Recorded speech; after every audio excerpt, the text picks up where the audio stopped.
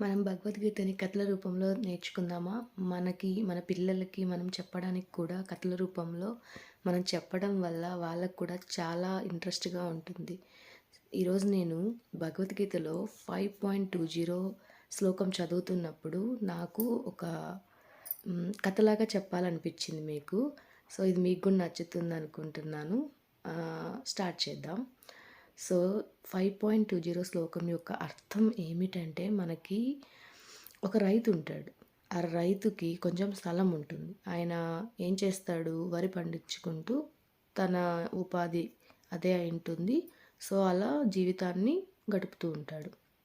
అనుకోకుండా ఒకరోజు అడవి నుంచి ఒక గుర్రం వస్తుంది ఆయన ఇంటికి. సో, ఊరు వాళ్ళందరూ "నువ్వెంత అదృష్టవంతుడివి, మీ ఇంటికి గుర్రం వచ్చింది" అని చెప్పి పొగుడుతారు. అప్పుడు ఆ రైతు, ఇది మంచికో, చెడుకో, అదృష్టానికో, దురదృష్టానికో మొత్తం భగవంతుడి సంకల్పం అని చెప్తాడు. కొద్ది రోజుల తర్వాత ఆ గుర్రం మళ్ళీ అడవికి వెళ్ళిపోతుంది. అప్పుడు అదే ఊరి జనం వచ్చి, "అయ్యో! ఆ గుర్రం వదిలేసి వెళ్ళిపోయింది. నువ్వెంత దురదృష్టవంతుడివి" అనేసి అన్నారు. అప్పుడు కూడా అదే ఆ రైతు, ఇది మంచికో, చెడుకో, అదృష్టంకో, దురదృష్టవంతుకో, ఇది భగవంతుడికే సంకల్పం అని అదే విధంగా చెప్తాడు.